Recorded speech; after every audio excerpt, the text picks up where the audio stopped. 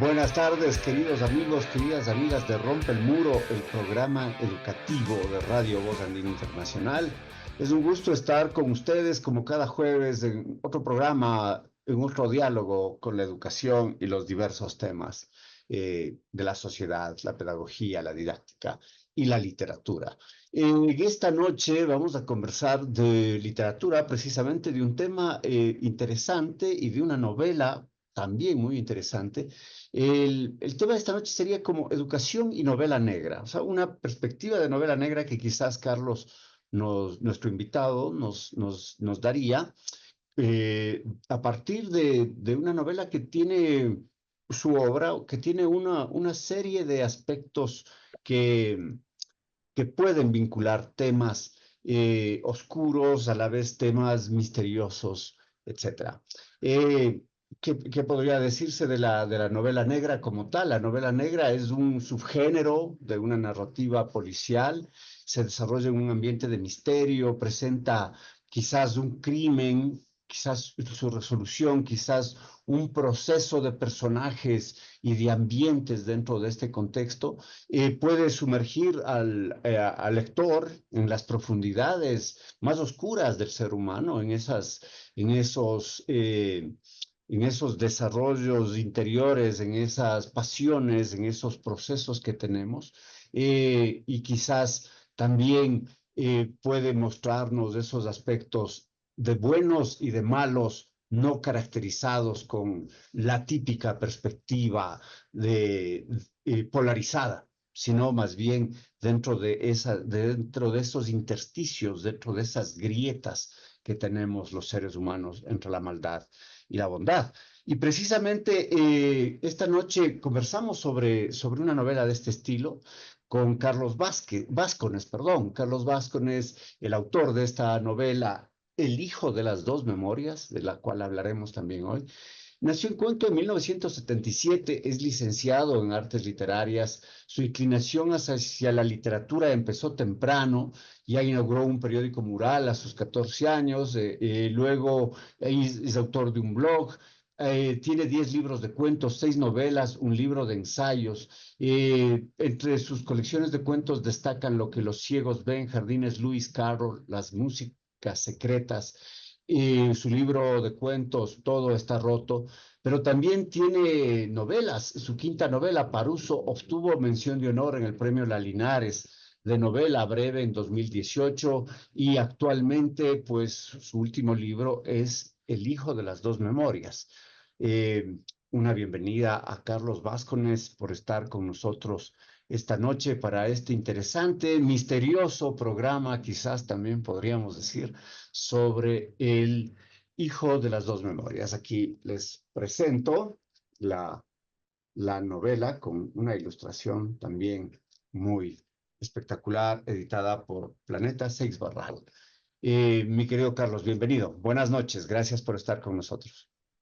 Hola, muy buenas noches, Alexis, muy buenas noches al staff del programa y a toda la audiencia, a los estudiantes que estén atentos a este diálogo que tendremos.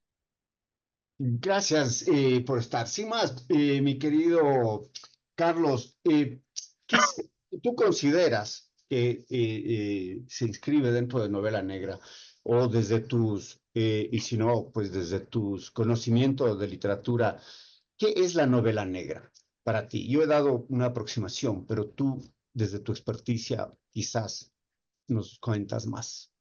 Creo que el esbozo que has dado sobre la novela negra es bastante acertado. Es un género que yo he apreciado desde hace muchos años, en especial por Raymond Chandler, aunque Dashiell Hammett, bueno, hay algunos autores ahí fundamentales en este género. Y debo decir que me he manejado por ahí porque me gusta lo detectivesco, lo policial. Es un género de mis predilectos. Mi segunda novela es totalmente policial. Y mi tercera novela sí es estrictamente novela negra, que se llama Los días a tu nombre, que está en la línea esta de la campaña de lectura de Eugenio Espejo, ahí se la puede conseguir. Esa sí es estrictamente una novela negra, según yo. Esta novela, y esto me parece fascinante, ha dado muchas lecturas, ha causado muchas observaciones, a veces muy diferentes y cada una sui generis en lo suyo. Mm, es curioso que eso suceda. En este caso, tu lectura, Alexis, es sobre novela negra y es cierto que los autores aprendemos mucho de las personas que leen nuestras obras porque estas personas nos están retroalimentando con cosas que quizá nosotros no conocíamos a la perfección.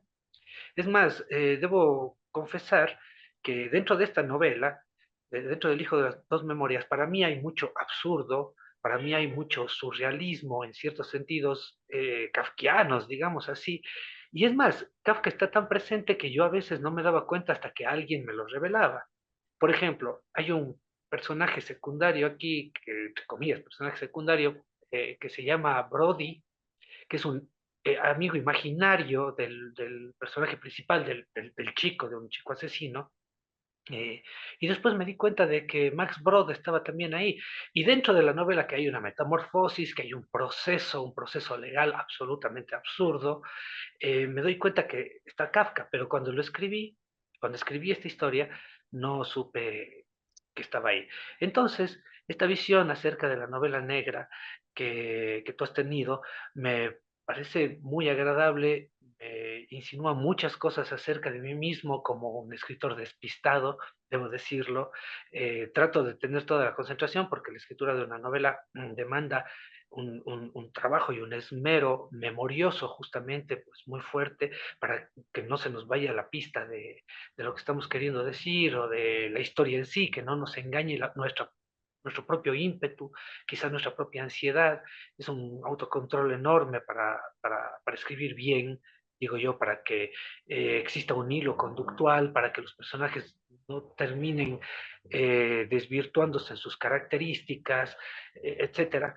Entonces, me simpatiza esto. Con esa inclinación que he tenido sobre el personaje de Humphrey Bogart, que como siempre yo concibo que la novela se basa sobre todo en un personaje, exceptuando ciertas novelas polifónicas de ciertos autores que tienen esa capacidad para poner muchos personajes en una historia, aunque yo también, como decía Borges, a veces me pierdo en esas multitudes.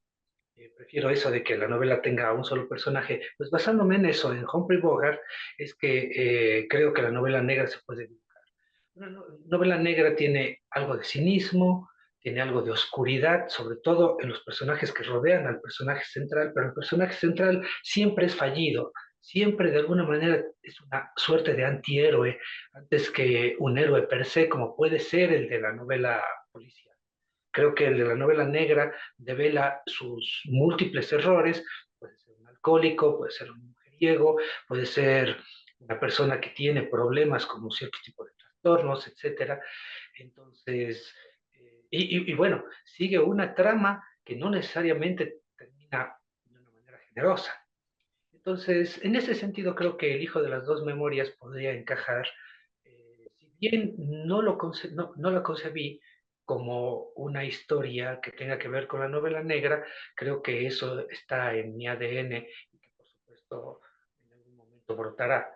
Ahora bien, como digo, me causa mucha simpatía el hecho de que se la aborde desde ahí, porque es la primera vez, Alexis, con total sinceridad, que alguien me habla de eso, que alguien se refiere. Y esta novela, a pesar de que tengo ya una cantidad, digamos, aceptable de obras previas, es la más referenciada y la más discutida que me ha tocado, quizá pues, justamente porque ha sido bendecida por Planeta, por Seis Barral, al ser publicada ahí, pero nunca tuve una percepción de ese.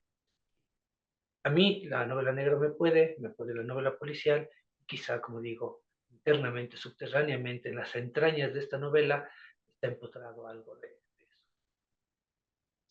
Y, sí, y sin duda lo que manifiestas es es interesante, es la relación del autor de la novela negra también vinculándose o mostrándose, pues, queridos radioescuchas, hacia su obra, ¿no? ¿Cómo está, qué produce, qué trabaja un autor de este particular estilo?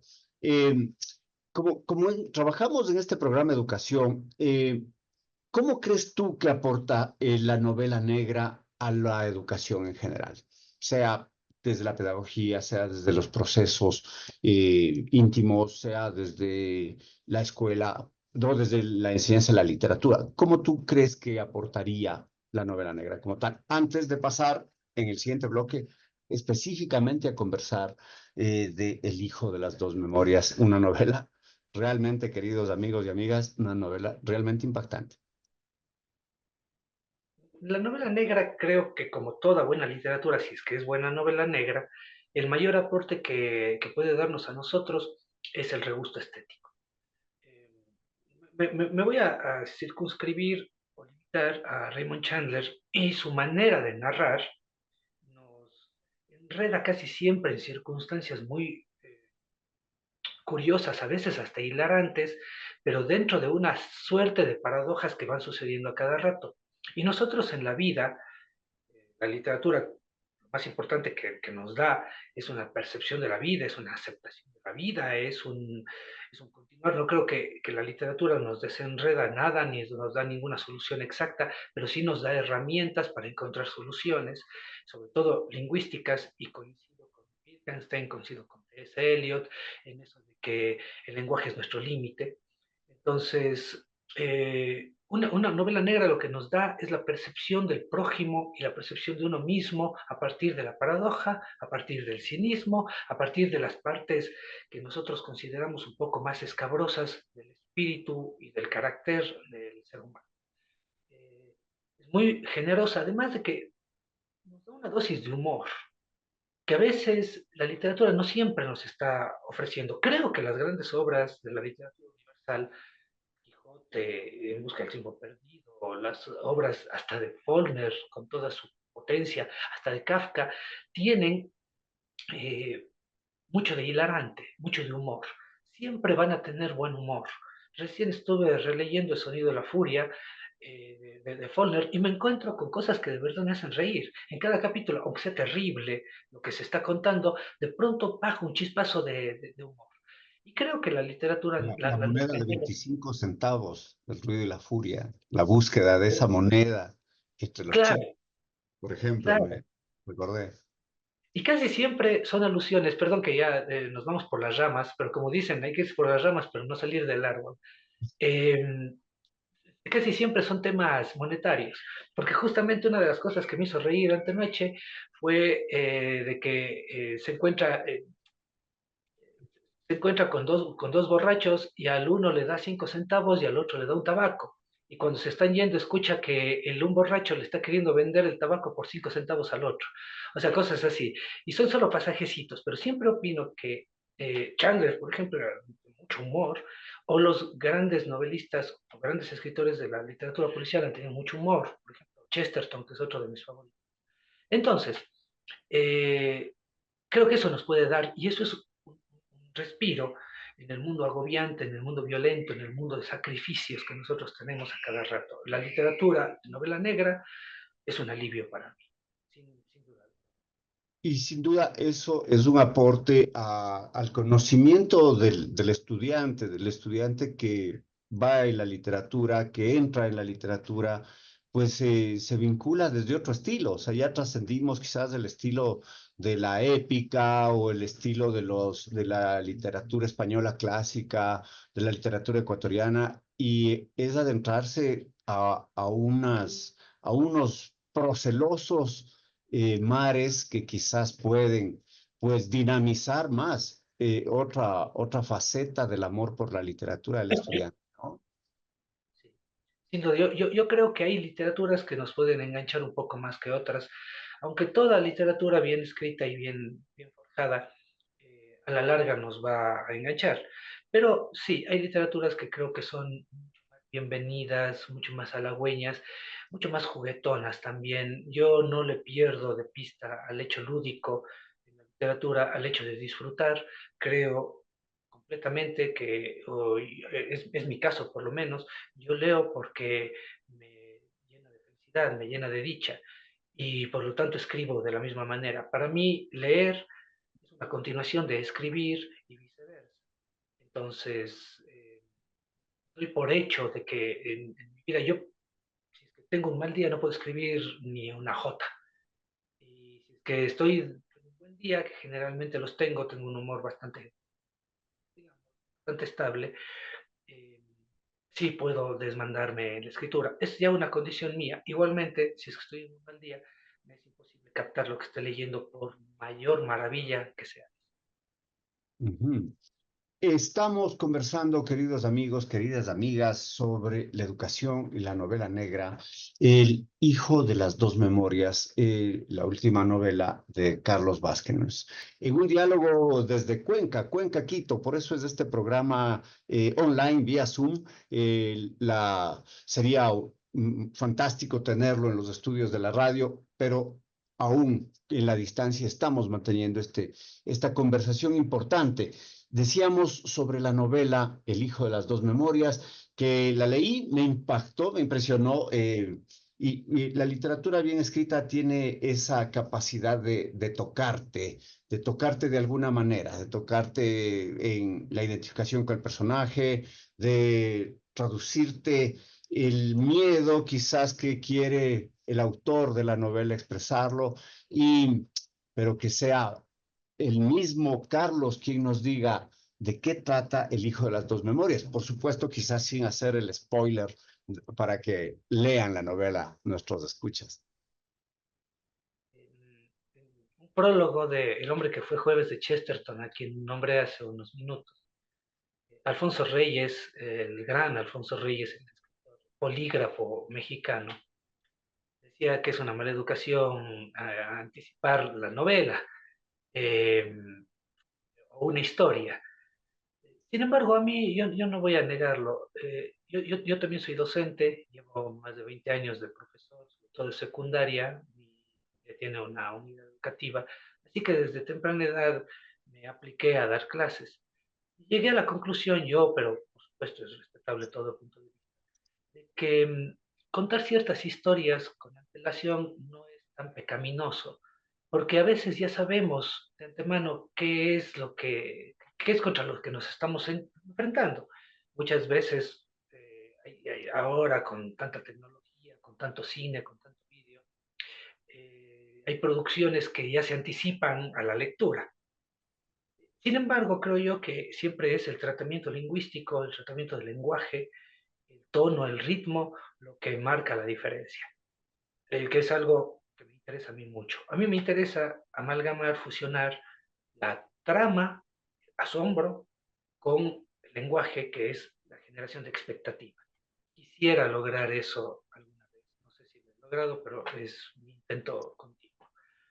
Entonces, a partir de ello, eh, diría yo de que sí podría anticiparme un poco y contar algo sobre la trama de El hijo de las memorias, sin caer o sin quitarle la posibilidad de que alguien se interese y que adquiera.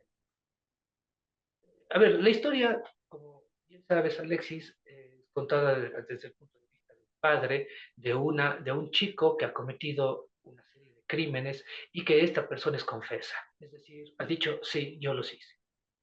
Esto surgió con sinceridad de algo que vi. Yo no tengo redes sociales, pero mi esposa me mostró hace algunos años un vídeo de una señora de una familia bien, de una familia pudiente cuencana, cuyo hijo, un hombre conocido, treintañero, en Cuenca, aunque vivimos 700.000 personas, todos nos conocemos, es una cosa rarísima. Eh, este hijo, de verdad, acá cometió unos delitos contra menores de edad. No asesinó, pero sí las sustrajo de maneras desagradables, abusando de la inocencia de las chicas. Esta persona está encarcelada por no sé cuántos años, creo que 42, 46 años, no estoy seguro cuánto tiempo. Y esta señora, que como digo es de una familia pudiente, se ve en un vídeo encaradora y muy enojada Porque claro, lo que se había desmoronado no solamente era la vida de su hijo, sino era el nombre de su familia. La mayor parte de esta familia tuvo que migrar, tuvo que mudarse a vivir en otros lados porque acá ya fue tachada. Entonces, a partir de eso me quedó como germen ese pequeño, digamos, exabrupto de esta señora, que tal vez tenía su razón, pensándolo bien. Ahora, a partir de ello, pensé, ¿qué es lo que siente un padre ante un hijo que definitivamente fue un criminal y que no puede negarlo? O sea, ¿qué es todo lo que se destruye con esta persona? No solamente esta persona lo hace destruyendo su propia vida, sino destruye a los que están alrededor. Y como he dicho, de que las novelas me parece que tienen que ser un poco más concentradas y un poco más enmarcadas en personajes claves, a esta novela no la expando al sentido de que haya mucha familia. No tiene hermanos, por ejemplo, que es algo intencional, pero sí este personaje ficticio, este amigo Brody. imaginario, y están, sí, Brody, y están el padre y la madre, que por Y un supuesto, amigo de la familia, ¿no? Un y amigo, un personaje, ¿qué sería? Un poco estrafalario, un poco también misterioso, ¿no? sí, sí, sí, que creo yo que si es que yo tuviera que decir cuál es mi McGuffin de esta novela, es él, que se llama Honorio Vivar. A él intencionalmente le puse como un sostén o como un impulso que tenía. Generalmente utilizo McGuffins basado en la teoría de Alfred Hitchcock de que hay algo que impulsa, que empuja un poco más la trama y que le da un mayor sustento, digamos. En este caso, creo que es él. Obviamente es involuntario que haya sucedido, pero sucedió. Entonces, bueno, para concluir con la primera parte de la novela, a este chico, que es confeso, que cometió tantos crímenes, que destruye a su familia, que separa a sus padres, eh, deciden las leyes de tal país, no está ubicado el lugar en un sitio específico, es más, es como un híbrido, creo yo, entre Cuenca y Guayaquil, según mi pensar. Por supuesto, el lector pensará lo que quiera y eso me agrada mucho. eh, Deciden en ese país, dadas las circunstancias, de optar por ejercitar con esta persona, por hacer una especie de experimento, lavándole la memoria, a ver si es que así de verdad alguien se regenera. Nosotros sabemos, esto también sucedió, yo lo escribí cuando se dieron las primeras catástrofes en las penitenciarías del país. Entonces, nosotros nos preguntábamos a este país, creo que ya nos estamos acomodando a eso, creo que lo hemos normalizado, a cada rato, cada mes estamos oyendo nuevas catástrofes y ya no nos duele, no sé por qué, pero ya, es la costumbre del ser humano, ¿no? De justamente acostumbrarse a los hechos. Eh, Cuando pasó acá en la penitenciaría de Cuenca, en Turi, pues fue terrible, creo que hubo 28 muertos, si no estoy equivocado en esta vez, y de maneras terribles. Entonces pensé, bueno, ¿qué se hace con la gente que comete crímenes? ¿Qué se hace con la gente que está en la cárcel? Oí que en ciertos países, sobre todo los desarrollados, les ponen en la comida, no sé si es que esto sea cierto, pero lo escuché, les ponen en la comida unos depresivos para que se les baje la libido y cosas así. Entonces pensé, bueno, ¿qué es lo que sucedería en un caso en el cual se le lave la memoria a alguien? Y creo que ese es el punto de explosión de la novela, desde el cual de verdad empieza a convertirse en una novela que vale. Ahí hay algunas tramas, queridos radioescuchas. Como ustedes ven, es una historia que surge posterior a lo que sería los crímenes, le crime de la Rue Morgue de Allan Poe. Los crímenes ocurridos por este chico, pues no se relatan, se relata lo posterior, las posiciones de la familia, el rol del padre. Los que tenemos hijos, a mí me impresionó que seas por eso. O sea, te pones en los zapatos del papá y dices, chuta, esto no es muy simple, ¿eh? Una cosa así no es muy simple. Y tú nos dices ya que surge la novela de una historia real. De hecho, esas noticias que hace referencia, pues ocurrieron hace algunos años, ¿no? Eran investigaciones y surgió en Cuenca, efectivamente. Pero si esa es una vertiente, ¿de dónde surge la otra vertiente?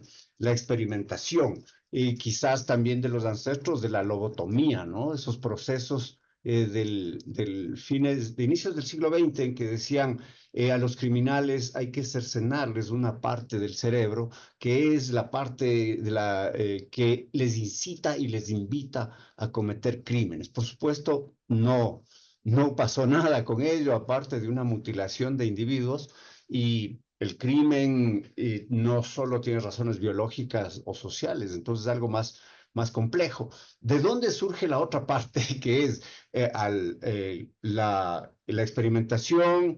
Y bueno, lo interesante también es el proceso posterior del chico que ya no recuerda y que no es un hijo. O sea, la madre y el padre entran en procesos un poco hasta desenfrenados como individuos, como pareja, ante esta contradicción. ¿De dónde surge esta otra parte? ¿Qué fuentes te inspiran? Sin duda la literatura y creo que la imaginación.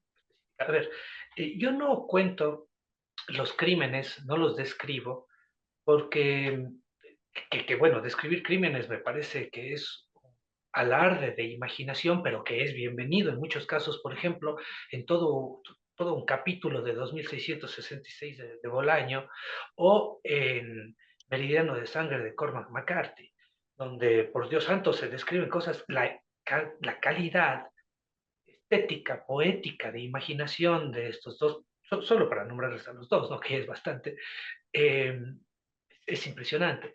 Pero yo dije, esta vez voy a ser un poco más reservado, voy a cuidar un poco más. También, por cierto, acaba de venir a la mente Humberto Eco, pero un poco más conservador en este sentido, un poco más puritano si se quiere, no voy a exprimir mucha sangre en estas hojas, quiero más bien irme por otros. Y eso justamente es lo que a mí, de alguna manera, me inclinó a pensar en, en un hecho absolutamente extraño, absolutamente curioso, aunque no es nuevo, lo de la lobotomía, como tú bien has mencionado, de ciertamente finales decimonónicos, inicios del 20, eh, y que se narra en muchísimos casos, sobre todo en el Reino Unido. No era muy famoso en España, en Londres en específico, que creían que estaban locos o poseídos o cualquier cosa por el estilo, o eran asesinos consumados. Entonces, entonces, esto surge de lecturas. Yo sí creo fervientemente que la literatura nutre a la literatura. Entonces, de alguna manera, estoy seguro que en algún momento, pero no puedo aseverar cuál es, ni en qué libro, ni de qué autor, eh, esto debió haberme dado una iniciativa. Ese libro, ese autor, debió haberme sugerido que algo así podía darse, la pérdida de la memoria, que es algo que creo yo que es uno de los temas fundamentales de la literatura y por lo tanto de la vida, el conservar o no conservar la memoria. Porque Luis Borges decía que lo único que no existe es el olvido. Yo no estoy tan convencido de aquello. No por el Alzheimer, no por cuestiones psicológicas, sino porque de verdad nosotros transformamos el pasado. Luego dijo Borges, por cierto, contradiciéndose un poco, que lo único que de verdad se podía cambiar era el pasado. Y eso está demostrado bastante en el tema de la arqueología. Cada vez que sale un nuevo hecho arqueológico, cada vez que se descubre un nuevo asentamiento, cambia el pasado. Descubrimos que son cosas diferentes de las que pensábamos con anterioridad, con absoluta certeza. Entonces, eh, entiendo yo de que la literatura misma me provee de ese tipo de cosas. Yo sí creo en escribir por escribir, en hacerlo, eh, esperando que las propias palabras nos revelen lo que nosotros queremos contar. Debo ser sincero, yo no planeo ni preveo nunca una novela o un cuento. No sé por dónde va a ir, no sé cuál va a ser el final. Es más, tengo una historia metida en la cabeza desde hace como 25 años que he intentado escribir tantas veces y tantas veces he fracasado porque sé cómo va a terminar. No puedo hacerlo. Estoy imposibilitado.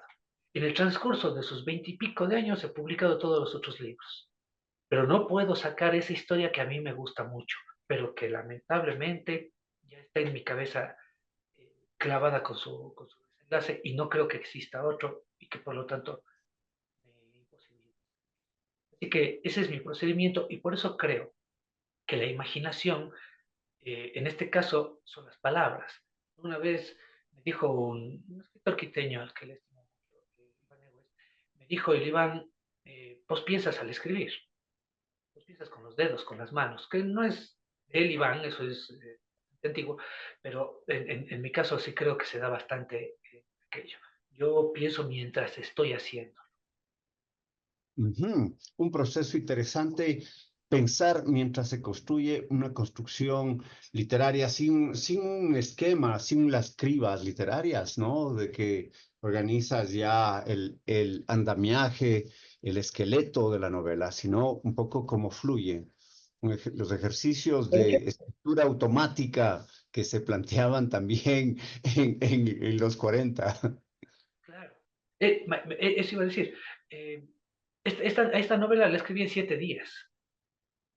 Fue absolutamente vertiginosa y generalmente hago eso, porque como mencioné hace un momento sobre el tema de la memoria, del olvido, de despistes y de no perder la pista, valga la redundancia, eh, no quiero que se me desuelte. Yo no soy el escritor que se levanta a las 8 de la mañana a escribir hasta las 3 de la tarde. No puedo hacerlo. No tengo esas condiciones. Tengo 3 hijos que son pequeñitos y que demandan demasiado de mi atención. Entonces yo escribo a deshoras y en diferentes circunstancias. Eso de haber escrito en 7 días es cierto, pero me tomó un año la corrección. Entonces es ¿Tomó un año qué, perdón? ¿La organización de la historia? la corrección, simplemente la Ah, corrección. la edición. Ujú. Y recuerdo en ese sentido a William Faulkner, quien se dice que escribió en 9 días mientras agonizo. Un arrebato también vertiginoso y terrible que le arrebató a él mismo su propia naturaleza, digamos. Él simplemente quería escribir. Ujú. Queridos amigos, queridas amigas, estamos conversando esta noche con Carlos Vázquez, docente, escritor cuencano, sobre su última novela, El hijo de las dos memorias, desde lo que sería educación y novela negra, el programa de esta noche. Mi querido Carlos, algo hablamos de este proceso de investigación, de los dos ejes de la fantasía, pero una cosa es las ideas y otra cosa es la construcción. Dijiste que fue vertiginoso en 7 días, pero la edición te duró un año. En esa edición sacaste partes, dejaste algo, porque a mí, personalmente, el final me pareció un poco inesperado. Es un final en que la familia se queda, dicen, vamos a llevarle de vuelta a Matías Elías a su cuarto, a su habitación celeste, y como que todo queda ahí y no se sabe qué pasó con Matías Elías, con su relación familiar, se adaptaron a él volvió a retomar algo que estaba dentro, su motivación criminal, o etcétera. Se queda ahí, que también es un final, ¿no? Es el dejarle al lector la posibilidad de que él se invente qué ocurrió. Cuéntanos quizás sobre eso, sobre ese año y de lo que los capítulos que se le olvidaron a Carlos Vázquez en su novela, o no, o entró todo, o la edición, etcétera. Cuéntanos sobre eso, de la imaginación a la obra. Hubo pocos cortes, hubo pocas ediciones. Mi proceso de edición más es ajustado a minucias. Eh, Estar de acuerdo conmigo mismo si es que tal adjetivo es el adecuado para tal circunstancia, ver si es que cosas que parecerían muy sencillas, pero que a mí me atormentan, como comas, punto y comas, rayas o paréntesis, son los apropiados para esa oración o para esa idea o para esa frase o incluso para ese párrafo. Sin embargo, sí, corté un par de cosas. Digamos que en total debí haber eliminado unas 5 páginas, pero no más, en formato A4, digo, en formato de escritura. El final fue literalmente ese y literalmente lo que me ocurrió a mí fue que cuando yo estaba escribiendo, no creí que ahí iba a acabar, Sin embargo, cuando puse punto final a esa última frase, que es una frase, puse punto final, ya no supe qué más decir. La Me frase cambió es, la historia. así pasa con aquellos cuyos pequeños empiezan a crecer, nos decíamos, y apretábamos nuestro abrazo antes de conciliar el sueño. Hablan el padre y a la madre, ¿no? Los papeles cambian, aprendemos a ser como ellos. Eso solo para citarte el final de la frase, para que nuestros amigos pues lean una frase potente, por cierto. Continúa, por favor. Y sí, creo que esa es la razón por la que no hubo más continuidad. Simplemente llegué al punto final y no supe qué más decir. No, y ahí se quedó. Ahí apagué el ordenador esa noche y me fui a dormir. O sea, sin tener más camino. Ya no sabía qué más recorrer, así que tocaba dormir.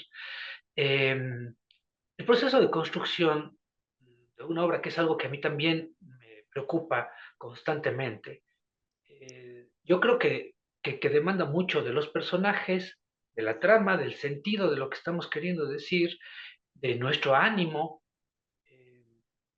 y de muchas cosas. Por ejemplo, este libro está dividido en 3 capítulos.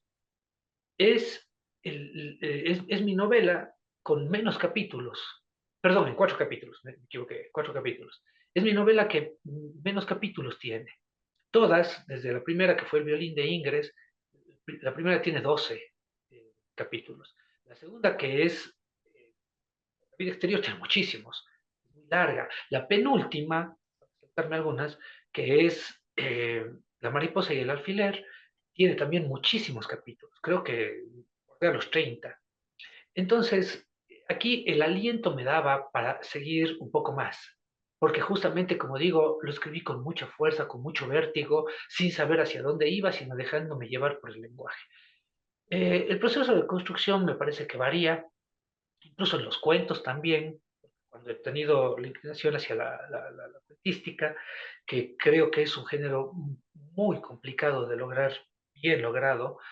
Yo defiendo mucho el cuento, me encanta el cuento, pero si escribiéramos en mi penúltimo libro de cuentos, que se titula Todo está roto, cada cuento tiene una formación diferente, no tiene ningún nexo con el siguiente, ni siquiera histórico. Hay cuentos que hablan sobre pintores del siglo XVIII, hay, hay cuentos que hablan sobre familias disfuncionales, hay cuentos que hablan sobre seres eh, surgidos de la ciencia y que empiezan a gobernar el mundo en un sentido más de ciencia ficción. Es decir, hay de todo, hay cuentos muy brutales, como una madre que asesina a sus hijas recién nacidas, sus gemelas recién nacidas.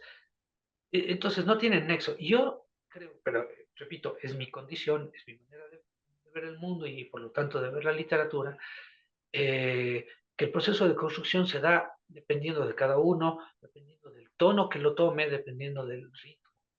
En este caso, mi construcción estuvo ceñida a, por ejemplo, este libro lo escribí sin ningún libro alrededor que me dé un soporte. Hay, hay alguna metanarratividad aquí, hay metaliteratura, pero no como otras obras mías en las cuales sí he involucrado a muchos otros libros, incluso citándolos.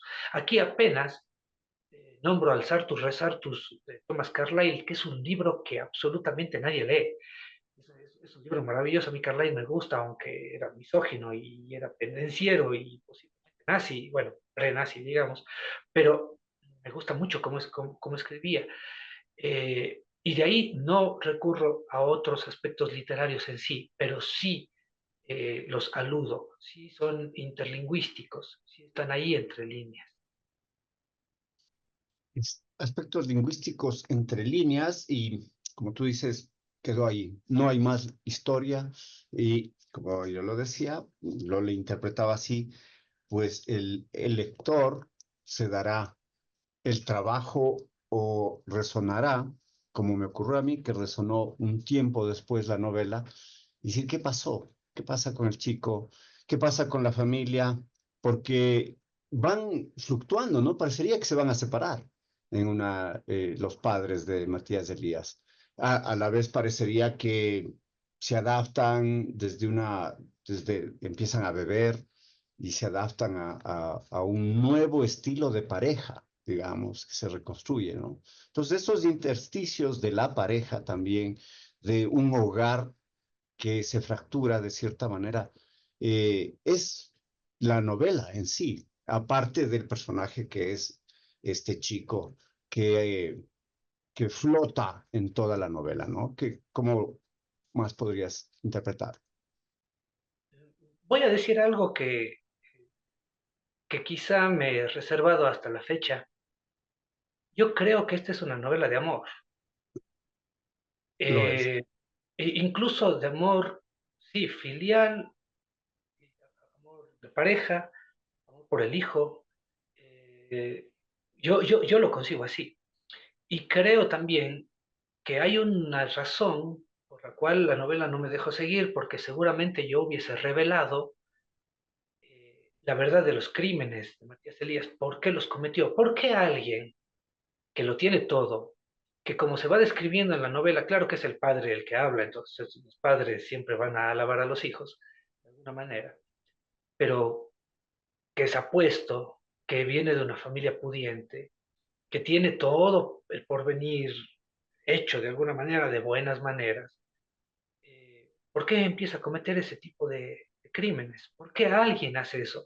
Las preguntas que se plantea el padre de manera recurrente es consecutivo, que a veces le viene, pero ¿por qué hizo esto? ¿Pero ¿por qué hizo esto? Y son palabras, son preguntas que no tienen respuestas, son retóricas. En la inmensa mayoría de los casos, yo creo, y aquí quizá esté siendo infidente en esto, creo que me detuve, o que se detuvo la novela, o que me detuvo la novela, como sea, porque posiblemente iba a revelarlo. Y creo que queda mejor el enigma, porque los seres humanos somos misteriosos, somos casos perdidos. Entonces, de alguna manera, ¿por qué estamos haciendo esto? ¿Por qué amamos a una persona que nos hace daño? ¿Por qué elegimos siempre presidentes que no valen la pena? ¿Por qué razón sucumbimos ante las tentaciones a sabiendas de que no debemos hacerlo? O sea, en fin, eh, somos casos perdidos, pero somos casos perdidos maravillosos. Entonces creo que esa incógnita que queda al final nos abre un paréntesis de posibilidades, como tú dices, para que los lectores rellenen. Yo tengo mi seguridad, es mía como autor, y soy el que menos derecho tengo de opinar al respecto, de por qué Matías Elías cometió los crímenes. Ese soy yo. Los lectores, que son los que de verdad saben las cosas, ellos van a desarrollar el asunto. Ya, les decía, amigos, amigas, esa es la importancia de una obra bien escrita, de una obra que logra llegar al lector, como venga. El arte es eso, es expresión de sentimientos humanos. El arte no es belleza necesariamente. El arte es expresión de los sentimientos humanos con el poder creativo y la capacidad de tocar las fibras del espectador, de una pintura, del lector, de una obra de arte, de el que mira una performance. Una muy bonita novela, El hijo de las dos memorias, bonita, entre comillas, por lo macabro del sentido, pero bonita por esa capacidad de tocar las fibras del lector. Mi querido Carlos, estamos llegando casi al final de este diálogo. Gracias por haber estado con nosotros. Y quisiera, yo antes de darte la palabra para tus palabras finales sobre lo que quisieras expresar o el mensaje que quisieras dar, eh, ¿qué novela tuya crees tú que debería leerse además del Hijo de las Dos Memorias? Son como hijos las novelas. ¿Cuál es una que crees que sería muy impactante? No puedo responder con total franqueza a eso. Voy a ser un mentiroso y me voy a abocar a la penúltima, a La mariposa y el alfiler, que es una novela laberíntica que me gusta mucho, pero no, de verdad estoy pecando en dar una respuesta al respecto, porque cuando reviso las novelas viejas, cuando, por ejemplo, hace poco hicieron acá en Cuenca el audiolibro de mi primera novela, que me sorprendió mucho que lo hicieran, y está muy bien hecho. Cuando yo escuché, no tenía idea de que yo había escrito eso, o sea, no lo identificaba y me gustó mucho. Entonces estoy hablando de mi primera novela que fue publicada en 2005. O sea, ya llevo 19 años publicando estrictamente novelas. Así que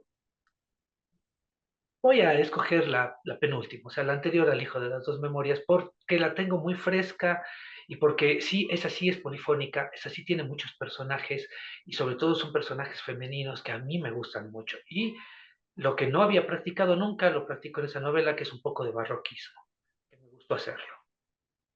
Ujú. Fue una pregunta difícil, sin duda. Como le veo yo, nuestra literatura, las obras, los artículos son como hijos y los papás no tienen un hijo favorito, eso dicen, aunque siempre tienen uno, es mi pensar. Pero un título fantástico, La mariposa y el alfiler. Ya se imaginarán, pues, o al menos yo ya me imagino qué relación hay entre una mariposa y un alfiler, pues sirve para colgarla en una exposición de escuela en ciertos casos y todo lo que pueda desarrollarse. Por mi parte, pues fantástico haber leído El Hijo de las Dos Memorias, fantástico haber tenido este diálogo contigo y tu mensaje, tus palabras finales, algo que quieras recalcar para este programa, Educación y Novela Negra en Rompe el Muro de esta noche. Bueno, primero me alegro mucho de que exista este programa. Enhorabuena por ustedes, enhorabuena por la Universidad Andina. Tengo varios amigos que trabajan ahí, así también Alexis, muchísimas gracias. A todas las personas que están ahí detrás, a la gente de Seis Barral, de Planeta, que contigo albergó esta novela, le dio pues su padrinazgo, que es algo muy importante porque así sirve para continuar. Y a todos los lectores, no, solamente les puedo decir lo que les digo a mis estudiantes. Ojalá que les mate la curiosidad de los grandes libros. Ojalá. Ojalá que nos mate la curiosidad y ojalá que los libros sigan presentes en estos tiempos de videos, de redes sociales, de ordenadores, de mensajes chiquitos y de TikToks divertidos, pero los libros, la buena literatura y las buenas historias siempre están con nosotros. Muchas gracias, Carlos Vázquez, muchas gracias. Queridos amigos, queridas amigas que cada jueves están con nosotros aquí en Rompe el Muro, gracias por supuesto a Tito Chela que nos ayuda en la producción de este programa. Soy Alexis Oviedo, salud y alegría. Nos vemos el siguiente jueves para otro diálogo en la educación. Buenas noches, un gran abrazo.